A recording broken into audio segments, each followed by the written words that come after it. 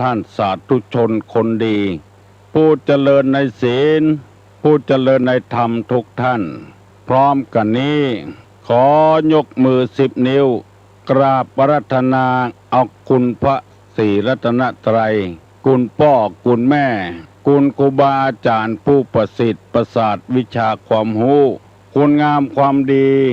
ที่ท่านทั้งหลายได้กระทำบำเพ็ญมาในอดีตและกำลังจะทำในเวลานี้เสื้อวัดเสื้อวาเสื้อบ้านเสื้อเมืองพระสยามเทวาธิราชสิ่งศักดิ์สิทธิ์ทั้งหลายอันมีพระธาตุเจ้าดอยสุเทพและครูบาเจ้าศรีวิจัยนักบุญแห่งล้านนาไทยเป็นต้นตลอดถึงพระธาตุเจ้าหฤปุญชัยพระธาตุเจ้าลำปางหลวงพระธาตุเจ้าดอยกองมูเป็นต้นขอกราบอาราธนาและเชิญชวนมาปกปักรักษาท่านผู้รับฟังทั้งหลายเปิดวิทยุรับฟังขอให้มีความสุขกายและสุขใจเหมือนกันทุกตนทุกองค์ทุกผู้ทุกคนนานแสนนานพร้อมกันนี้ขอเชิญชวนมวลท่านผู้เจริญในศีลในธรรมไหว้พระเพื่อให้เป็นสิริมงคลต่อไปว่าพร้อมกันปนมมือขึ้นอะระหังสัมมาสัมพุทโธภควาพุทธังภ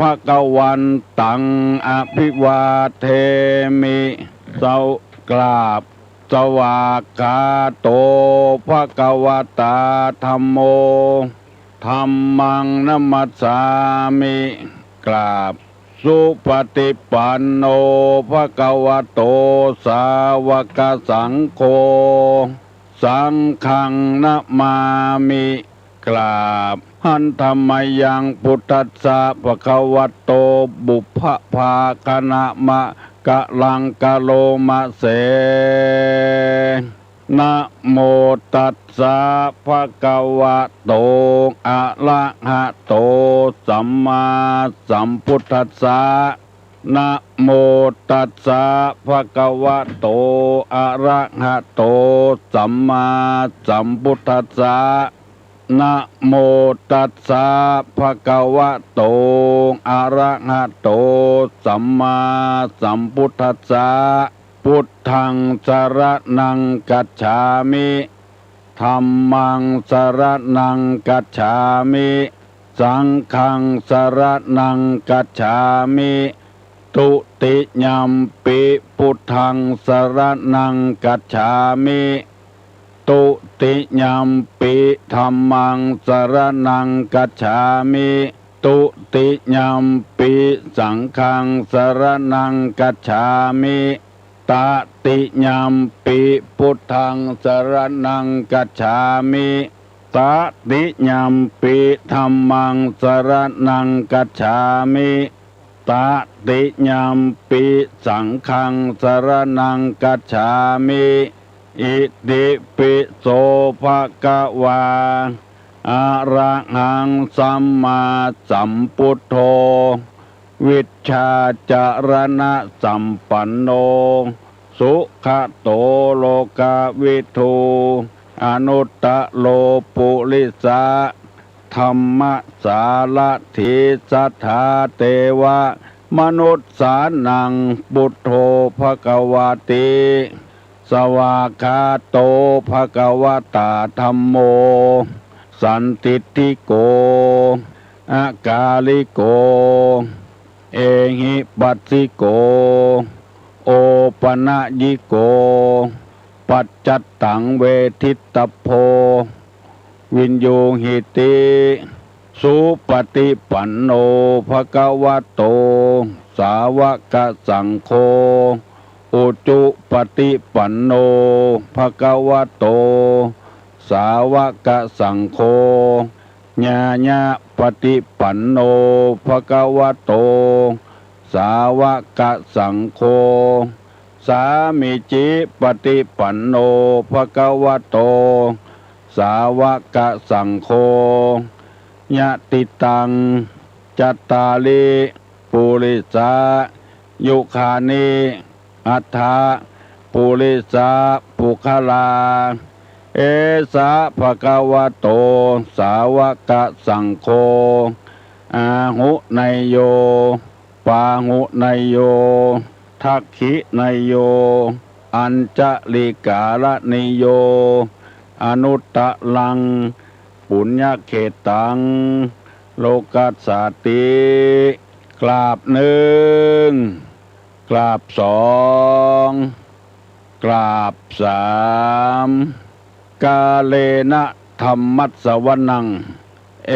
ตัมมังคละมุตตะมันตะมังการฟังธรรมตามการเวลาเป็นมงคลอันประเสริฐมาแล้วเนอะเสียงก้องเสียงก้องเสียงมองต่ำเข้าเสียงตุเจ้าเทศนาธรรมมาแล้วมาถึงบ้านมาถึงเฮือนมาถึงในวัดมาถึงในที่นอนมาถึงในมุ้งในสุดถึงครัวเรือนถึงห้องน้ำมาถึงในรถมาถึงกุฏิกุฏางเพื่อให้พี่น้องทั้งหลายได้ฟังธรรมะอันเป็นอาหารทางจิตทางใจตุลุงจะได้ย้ำแถมกำหนึ่งว่าอาหารก็ดีน้ำก็ดีข้าวก็ดีลมหายใจทุกวันนี้ก็ดีอันนี้เป็นอาหารทางร่างกาย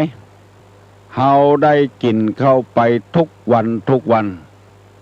บัดเดียวนี้กินเปี่ยวเมื่อค่ำเมื่อคืนปุ่นพอดึกพอดื่นตีหนึ่งตีสองก็มีอาหารกินบ้านเฮาเมืองเฮาบ่เดือดร้อนบ่มีภัยกั้นตายอันนี้เป็นอาหารบำรุงร่างกายความรู้ต่างๆที่เปิ้นมีโรงเรียนอนุบาลโรงเรียนประถมมัธยมตลอดถึงปวสปวชวิทยาลัยต่างๆช่างกลช่างยนต์ช่างวาดช่างแต้มช่างเขียนและมหาวิทยาลัยตั้งแต่ปริญญาตรีถึงปริญญาเอกมีหมดในบ้านเฮาเมืองเฮาจะเรียนอันหยังศึกษาอันหยังเป็นวิชาชีพสะดวกสบายทุกอย่างอันนี้เป็นอาหารเข้าทางสมองเอาก็บ่อึบบ่อยากบ่กั้นสักอย่างส่วนธรรมะนี่เป็นอาหารทางจิตทางใจในพระพุทธศาสนาของเฮานี่เน้นทางใจถ้าว่าคนเฮามีศีลมีธรรมแล้วบางหันแก้ตัวบางหันแก้ได้บางหันแก้หมู่แก้คณะโลกเฮาจะสันติภาพบ่ต้องรบราฆ่าฟันบั่นแตงกันทุกวันนี้ที่ฆ่าฟันบั่นแตงกันเพราะเหตุว่าบ่มีอาหารทางใจโลภแต่ตัณหันแต่ได้พิษกันเถียงกันหันแก้ตัวอาฆาตเครียดแค้นพยาบาททำไปเพื่อหวังเข้าปากเข้าท้องอย่างเดียวบ่หวังเพื่อความสุขความสมบูรณ์ของโลกของพลเมืองของโลกมกมุ่นอยู่ในทรัพย์สมบัติจนคณะนี้เรียกว่าวัตถุนิยมอยู่บ่ม่วนกันเพราะวัตถุนิยมของทรัพย์สมบัติเกินไปมีแล้วมีแถมเอาแล้วเอาแถมของเชื้อนั้นจะผิดกฎหมายบ้านกฎหมายเมืองผิดศีลผิดธรรมบ่เข้าใจเอากันซื่อๆจ้านะแล้วความเดือดร้อนวุ่นวายก็เกิดขึ้นเพราะคนเฮาขาดอาหารทางใจในพระพุทธภาษิตกล่าวไว้ว่ามโนบุพังคมะธรรมามโนเศรษฐามโนมายาแปลว่าธรรมทั้งหลายมีใจเป็นใหญ่ใจเป็นประธานสำเร็จที่ใจถ้าใจเฮามีศีลมีธรรมแล้วกายก็อย่าบับไปทำประพฤติชั่วกำปากกำคอก็บักกะเกะกะละลานไผถ้าใจบ่เต็มเปี่ยมด้วยคุณธรรมแล้ว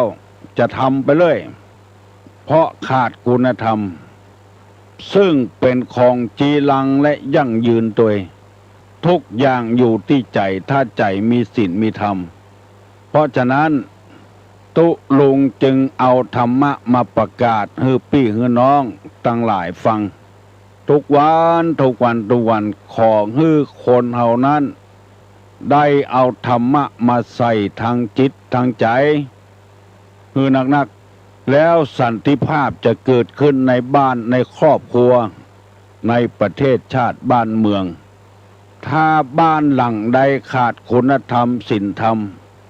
บ่มีไอ้อย่างป้อนเข้าโรงงานมันก็จะวุ่นวายอย่างที่เอาหูเอาหันกันนอกอกนอกใจกันบ่เบ้อเพราะว่าบ่มีธรรมะป้อนเข้าโรงงานคือใจหมู่นี้เป็นต้นในหลวงเปิ้นเคยพระราชทานโอวาทให้แก่เจ้าบ้านเจ้าเมืองว่ากระดุมเม็ดใดถ้าใส่พิษกระดุมเม็ดต่อไปนั้นก็พิษหมดหมายความว่าถ้ากึดใจเนี่ยบดีแล้วมันก็บดีไปหมดถ้ากึดใจว่าจะทำดีเหมือนกับกระดุมเม็ดแรก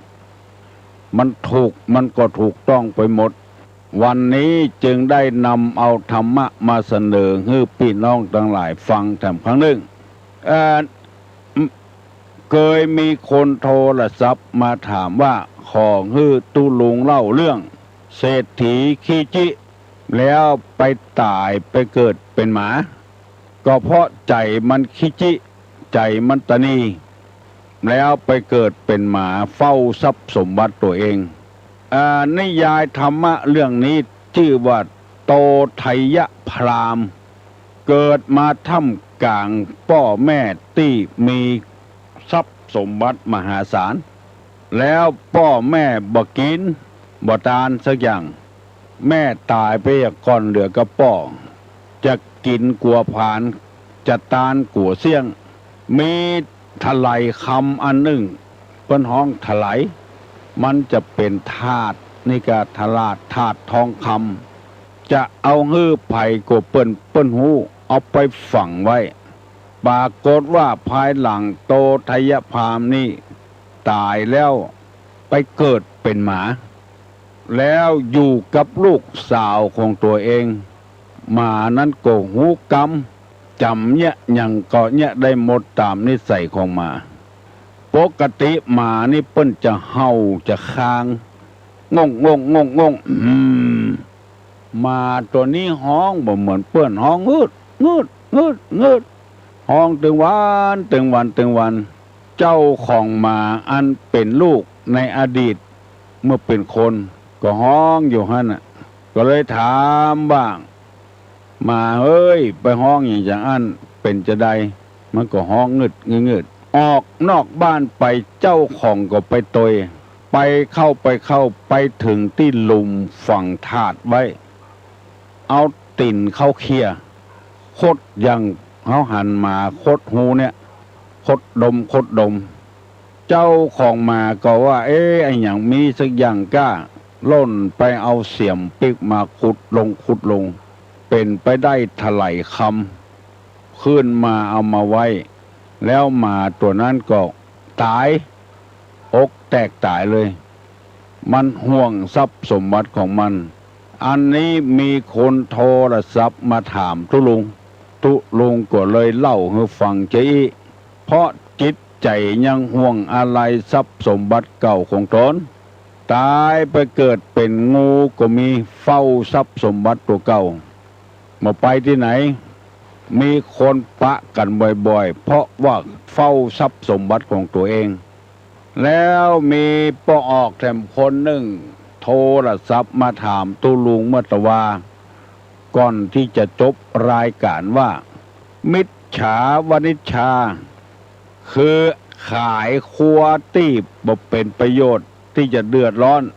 ในพระพุทธศาสนาเปิ้นว่ามิจฉาวณิชชาวณิชชานี่คือค้าขายมิจฉานี่ของบดีในฐานะที่เราเป็นชาวพุทธอยากจะให้ใสสะอาดขายอย่างพ่องที่มันบดีเมื่อตะวานี่ตอบไปได้ 3 กรรม 1. ค้าขายมนุษย์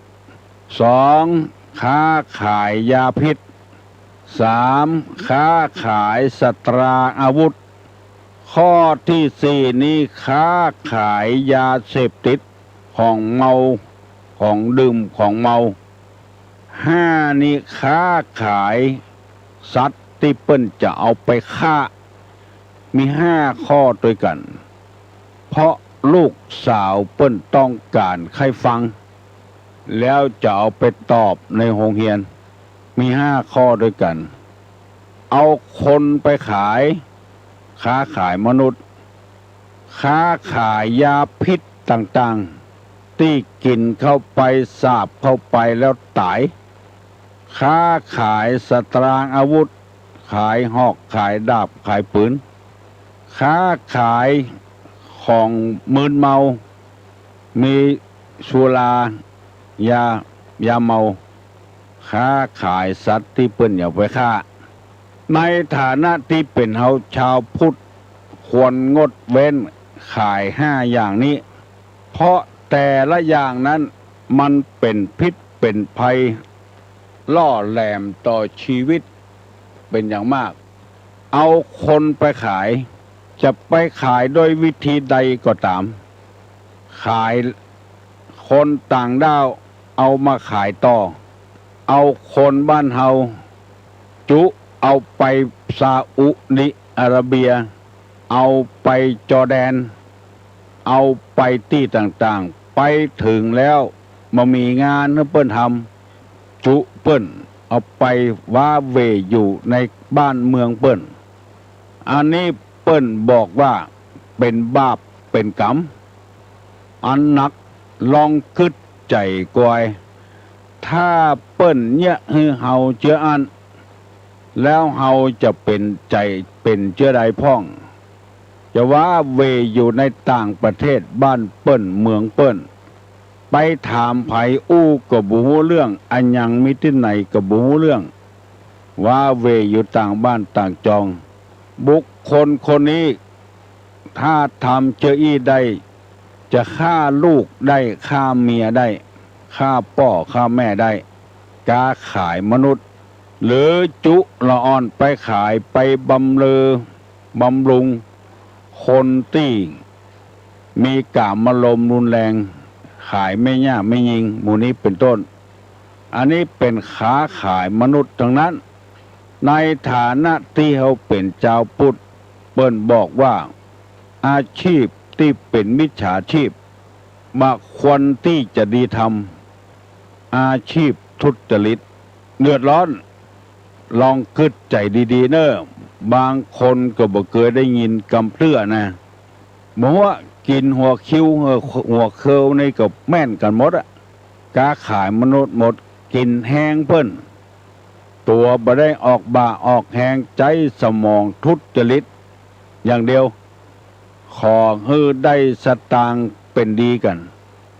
บุคคลที่เฮาขายไปแล้วจะทุกข์จะยากจะลำบากลำบนเต้าใดถ้าเปิ้นจุเอาลูกเฮาไปขายเฮาจะเจ็บใจก็เฮาจะม่วนใจก็เฮาบ่ได้กึดลองเป็นลูกเฮาหลานเฮาหรือว่าจุเมียเฮาละจากเฮาไปมันจะว้าเวขนาดไหนบุคคลจำพวกนี้เปิ้นว่าคบหาสมาคมบ่ได้มุ่งแต่จะเอาเงินอย่างเดียวมันหมดในชาตินี้กินชาตินี้ก็หมดชาตินี้ 2. สตราอาวุธตั้งแต่ลูกปืนและปืนหมู่นี้เอาไปฟันอย่างก็บ่ได้นอกจากเอาไปยิงกันเอาไปล่าสัตว์ตายเอาชีวิตปิดชีวิตเปิ้นเพื่อเอาร่างกายเปิ้นมาใจยิงกันฆ่ากันเดือดร้อนตึงวันก็เพราะมีคนขายอาวุธขายมีดที่เอาใจเนี่ยการมุยที่เอาใจเนี่ยการอันนี้คงจะบ่เป็นหยังมีดแถมอย่างสปาร์ตาการอย่างการนี่มันเอาใจกันยังบ่ได้นอกจากจะไล่ฟันกันอย่างเดียวอันนี้เปิ้นว่า เฮาบอกควรเอามากามาขายมีดขายอาวุธที่ฆ่ากันหนึ่งขายมนุษย์สองขายสตราอาวุธสามขายยาพิษที่กินเข้าไปดมเข้าไปแล้วมีอันตรายปิดชีวิตคนไปถูกยาพิษเนี่ยแล้วตายกับตายในฐานะที่เขาเป็นชาวพุทธเปิ้นก็ว่าบัดดีเอามาขายมันจะทำให้คนได้พรากจากกันอยู่ดีๆไปถูกยาพิษตายมาว่ายานั้นจะเป็นยาเบื่อคนกะเบื่อสัตว์กะเบื่อปู่เบื่อป่าก็ตามถ้าเราเป็นชาวพุทธที่เคร่งครัดต่อศีลต่อธรรมบอดดีเอามาขายแล้วมีแถมอันหนึ่งเรียกว่าขายสุรายาเมากินไปแล้วมันมาสร้างสรรค์หัวกินก็มาเดือดร้อนกับเมียกินก็เดือดร้อนกับลูกกับเต้าตุเจ้ากินแถมซ้ำให้คุณงามความดีที่ทำมาสร้างวัดสร้างวาหมดลึงตุเจ้าเมาเหล้ากินเหล้าบ่ฮู้เรื่องฮู้ราวอย่างสักอย่างสเปะสปะอยู่ในวัดหันจ้างตัวเต้างูหันงูตัวเต้าจ้างกินเข้าไปแล้วเผลอสติทำให้สติขาดเป็นคนฮึกเหิมเป็นคนปากกล้ากลางแข็งไปสอนมาได้เพราะว่าน้ำเหล้ามันสึ่งเข้าในสมองเราถึงจิตถึงใจเพื่อเขาเป็นดีสดายคนจัดดีไปเป็นทาสของน้ำเหล้าไปเห็นแล้วเพราะมีคนเอาไปขายตู้ลงไปหันวัดหนึ่งเปิ้นมีการอบรมศีลธรรมกันเปิ้นปัดปั่นกันไปนุ่งขาวห่มขาวเพื่อเปิ้นนิมนต์ตุลุงไปเทศโอ้เทศได้ดีวันนั้นเกือบ2 ชั่วโมงแล้วเปิ้นมีกิจกรรมอย่างต่างๆที่จะต้องทำแถมเฮาก็เลยลาเปิ้นมาก่อนพอออกประตูวัดมาเอาเหี่ยแล้วตั้งโต๊ะขายเหล้าซุ่มกะหันเป็น10 ป่ายเปิ้นไปฟังเทศบ่ไปนั่งแวดวงเหล้าแมะกำแพงวัดนั่นละอันยังเป็นลำเป็นเรือมันบ่มีอาชีพที่จะต้องทำนะกะมันน่าละอายเฮือตัวเก่าน่าละอายเฮือเจ้าหมู่ไผก็ไปวันนั้นไปปะใส่ร้านเหล้าตุลงว่าต้องพิจารณาเหี่ยก่อนมันอาจจะได้สตางค์ละเพราะว่าขายดีอะเพราะว่าวันนั้นบ่เปิ้นบ่ขายลูกชิ้นขายปลาบึกขายจิ้นทอดอะไรอย่างกันแต่บ่มีเหล้าแต่ร้านนั้นขายดีเป็นชาวพุทธแล้วบอกควรทำเจืออันมันหมดท่าไปเห็นบ่ตกบ่เสี่ยงตลอดถึงยาบ้ายาเมาอย่างต่างๆที่เขาขายกันถึงวันเนี้ยมุ่งแต่จะได้เงินอย่างเดียวพอเปิ้นจับได้ยับได้ถูกข้องถูกขังก็อ้อนวอนขอความเป็นธรรมเตอะบ่เคยทำกำเตื้อครั้งนี้เป็นครั้งแรกศาสนาเฮานี่ตามเสรีภาพแต่ต้องพิจารณาให้ก่อนถ้าบ่มีกฎหมายบ้านกฎหมายเมืองเห็นแล้วคนเขาจะทำไปเลยเตื้อก็เป็นเจ้าเป็นนายเป็นคนหูคนหลวกแต่จิตใจนี่บ่หูบ่หลวกไปเหียไปอยู่ที่ไหนก็เมนโอเมนทราบคนเล่าหน้าจากขวัญกันยิ่งเป็นตุเจ้าพนายไปเนี่ยจะอ่านแถมซ้ำหายเพราะคนขายมันขายน้ำเหล้ากินแล้วมันบ่สร้างสรรค์กินแล้วมีแต่ทำลายบั่นทอนชีวิตของคนเกิดโรคภัยไข้เจ็บติฉินนินทาผัวเมียพิษหัวกันอันสุดท้ายฆ่าสัตว์ที่เปิ้นจะเอาไปฆ่าโหอยู่ว่าเปิ้นจะเอาไปฆ่า แล้วเอามาขายเข้าโรงงานมีเปรอะเปรอะเต๋อรวยแต่หาความสุขบ่ได้ปลายหลังมาพอเฒ่าแก่น้อยเต็มไปด้วยโรคภัยไข้เจ็บเงินที่ขายงัวขายควายขายชีวิตเพิ่นไปค่าเอามายาตัวเห็นติ๊กๆโรคภัยไข้เจ็บมาเบียดเบียนเพราะฉะนั้นในฐานะที่เฮาเป็นชาวพุทธเป็นพุทธบริษัทเป็นลูกของพระเจ้าแผ่นดินลูกของพระพุทธเจ้าบ่สมควรอย่างยิ่งที่จะกล้าขายสิ่งห้าอย่างนี้วันนี้ได้เอากรรมที่ปอกออกเปิ้นโทรศัพท์มาถามให้ตุลุงอธิบายไปเรียบร้อยกูอย่างแล้วเนอะเพื่อให้ญาติให้โยมได้มีความเข้าใจไปนับได้นับก้านับได้นับขายของบดีเอาไปให้เปิ้นของดีเอาให้ตัวถ้าคนเขาตายไปอย่างมดในโลกนี้เขาจะอยู่จะได้ถึงวันนี้จำเป็นจะต้องอาศัยพลโลกเปิ้นก็เปิ้งอาศัยเฮาก็อาศัยเปิ้น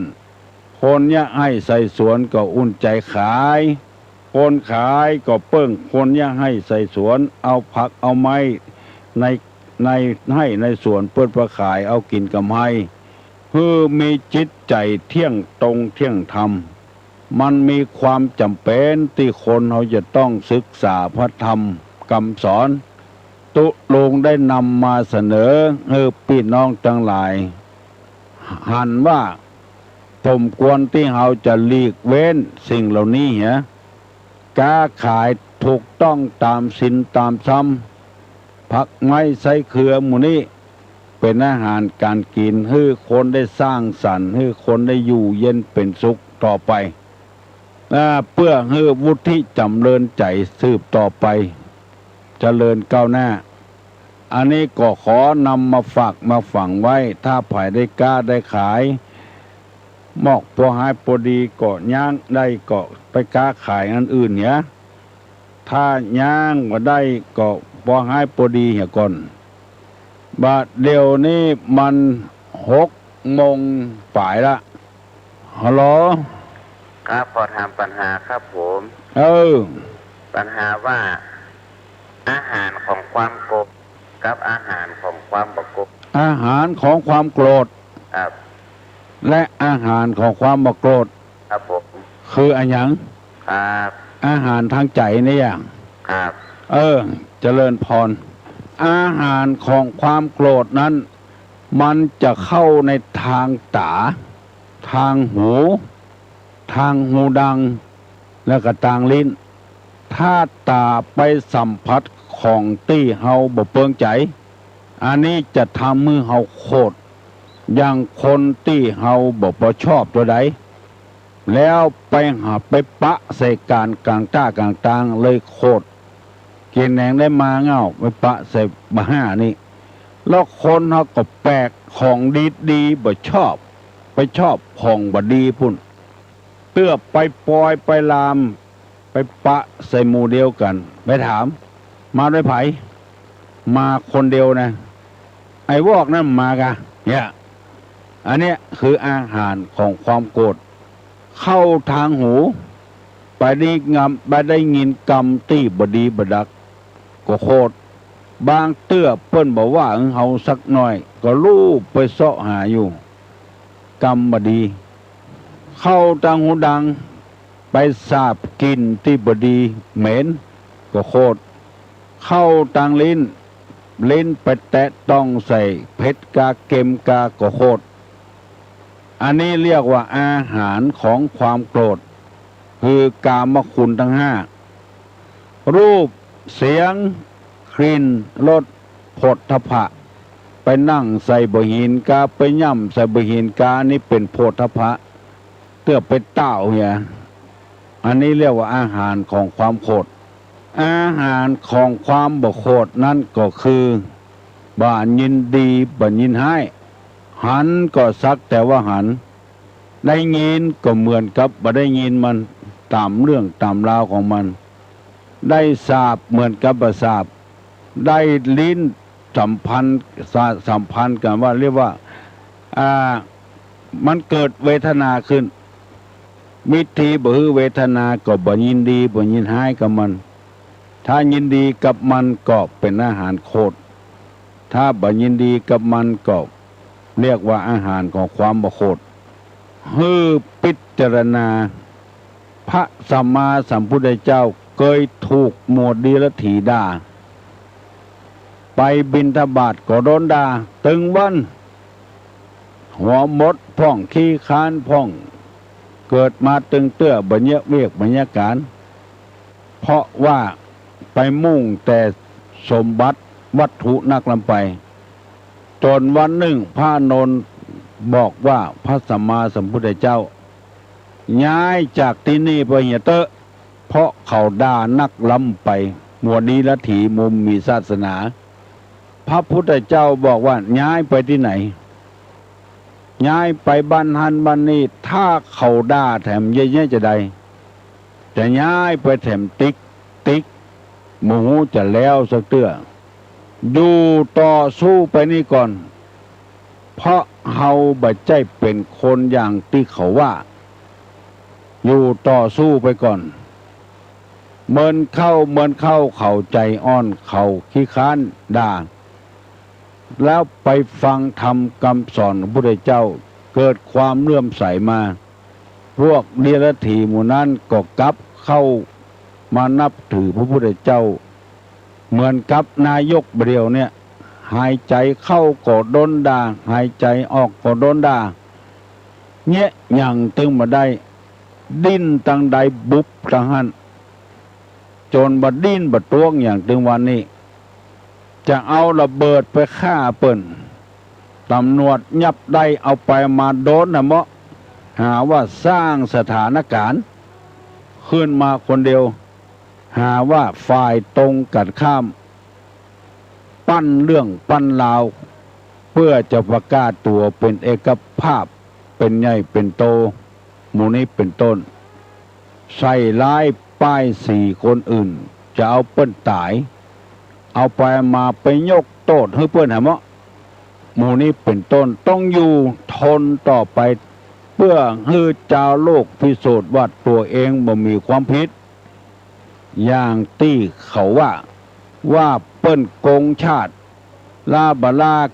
ตั้งม็อบกันขึ้นว่ากู้ชาติทั้งที่ในหลวงเปิ้นก็บอกว่า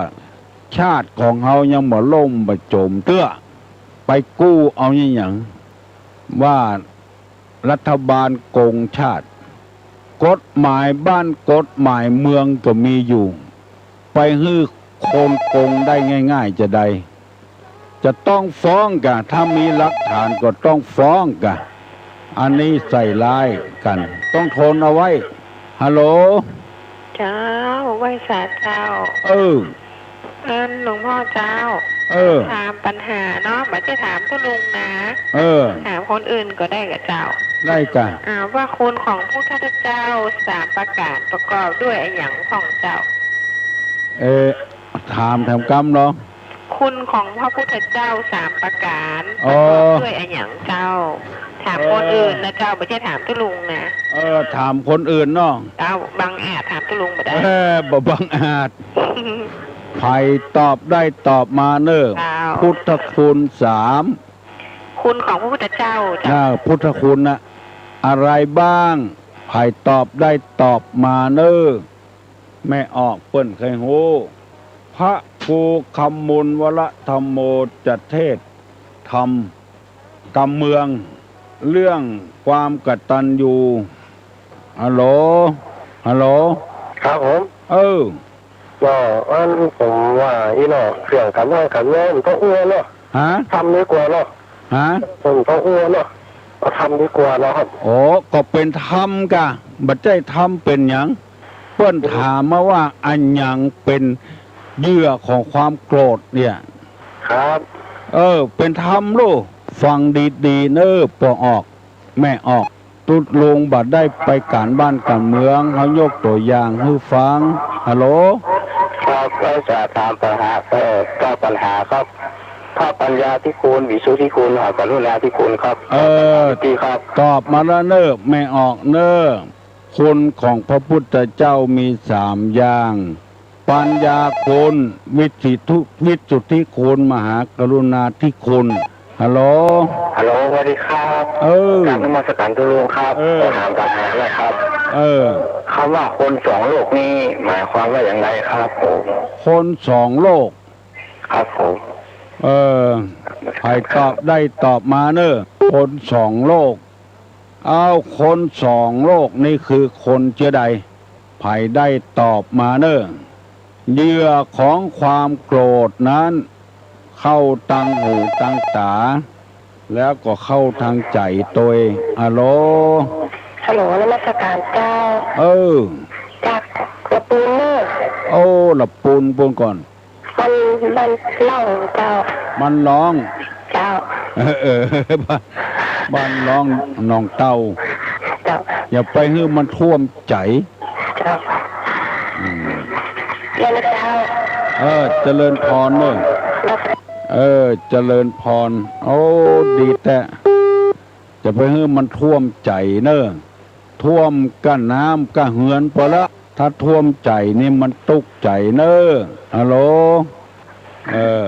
ในพุทธศาสนาสอนว่าจะไปให้มันท่วมใจ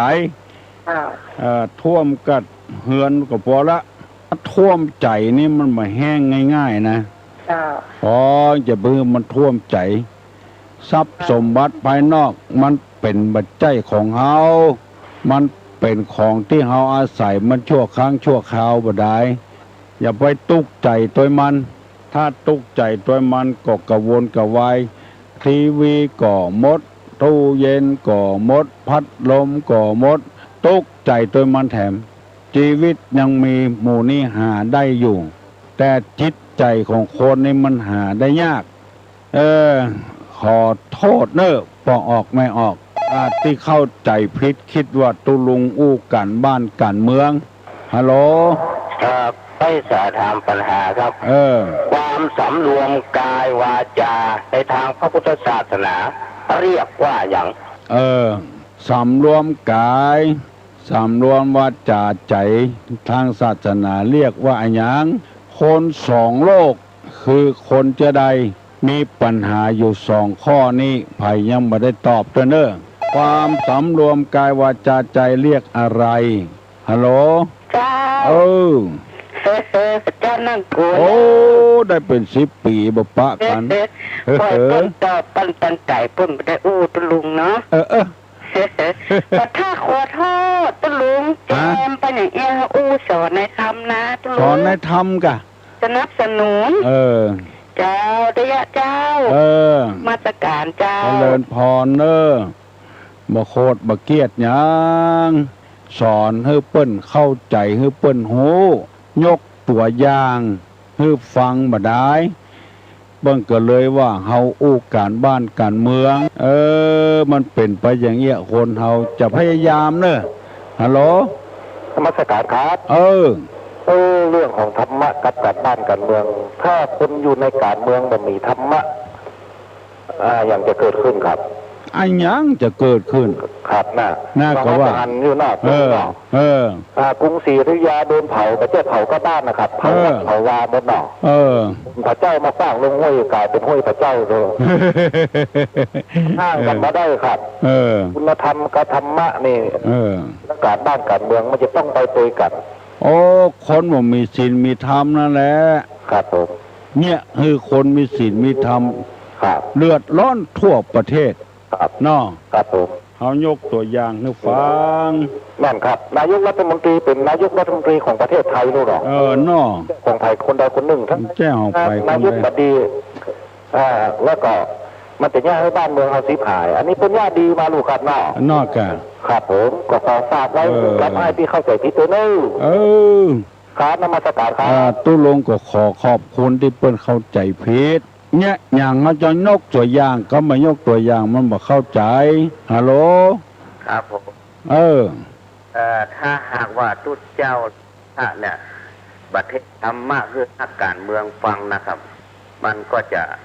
นักการเมืองก็จะแบบมีธรรมะครับถ้าทุกเจ้า เด็กหลักการของนักการเมืองฟังเนี่ยแบบความโลภครับนะครับอันนี้ถูกต้องครับผมขอสนับสนุนครับสนับสนุนไผสนับสนุนตุลงครับน่ากะขอสนับสนุนยกตัวอย่างให้ฟังว่าคนบ่มีศีลมีธรรมเนาะจะฆ่าเปิ้นแต่ก็ว่าเปิ้นสร้างสถานการณ์เตี้ยเปิ้นไปฟังผิดไปเหียเลยก็คนมันขาดศีลขาดธรรมนั่นเองถ้าคนไทยเป็นอย่างนี้อย่าโมดบ่มีหัวหน้าบ่มีไปตักไปเตือนว่าอย่างนี้ก็โคตรว่าอย่างนี้ก็โคตรมันไปเป็นบ้านเป็นเมืองจะได้ฮัลโหลเจ้าให้สาเจ้าเขาตอบปัญหาแต่บอกว่าจะถูกก่อนนะมันแน่ใจมันแน่ใจ100%คือการสำรวมอินทรีย์จากอินทรีย์สังวรอย่างตรงนั้นว่าจะถูกก่อนน่ากะสำรวมอินทรีย์6ตาหูจมูกลิ้นกายใจอย่าไปยินดีอย่าไปยินให้นั่นก็ถูกพังแล้วนะอย่าไปยินดียินให้สำรวมอินทรีย์6หันก็หันยานะได้ยินก็ได้ยินจานะบ่ยินดีบ่ยินให้สำรวมอินทรีย์6ตาหูจมูกลิ้นกายใจคน2โลกคือคนจะใดเบิ้นถามมาตะกี้นะไผตอบได้ก็ตอบมาเนอมาได้กับเกี่ยวการบ้านการเมืองอย่างเนอตุลุงอู้ซื่อๆบ่อู้กดอู้โกงบ่เข้าตังใดบ่ออกตังใดฮือพ่อเอาเหี่ยก่อนอันหนึ่งปอดาขันตกพอจะเข้าปากแล้วอันหนึ่งกำลังจะมาเข้าอยู่ตังใดดีตังใดให้จะกินอันใดจะถ้า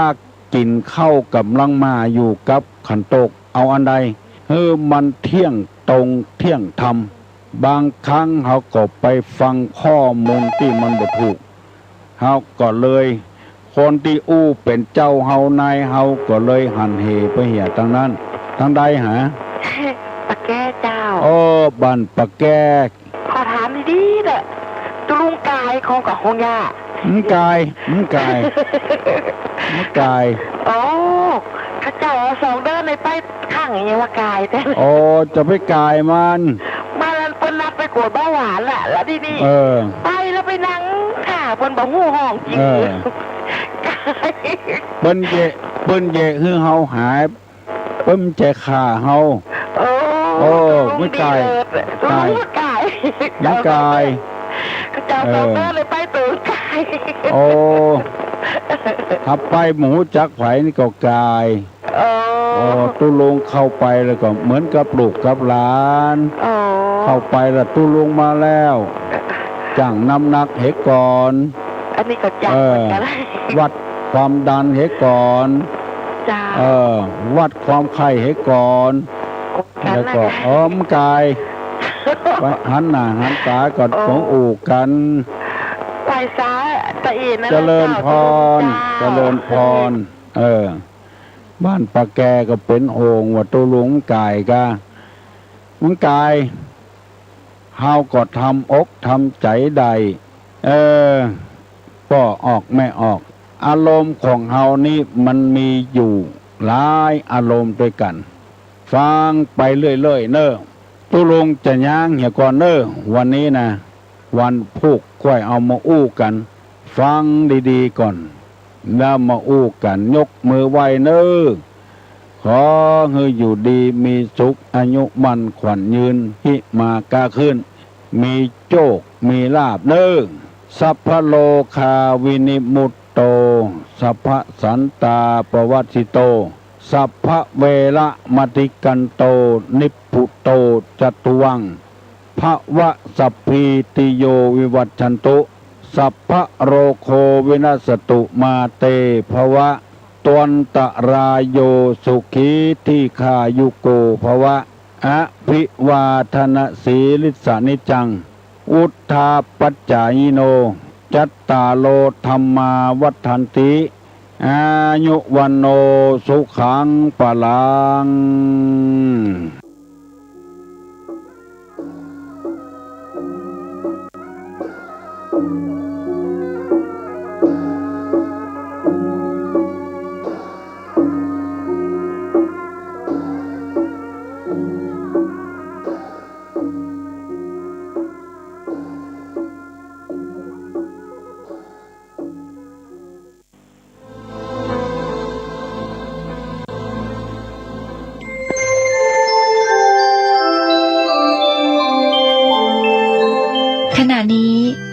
กำลังฟัง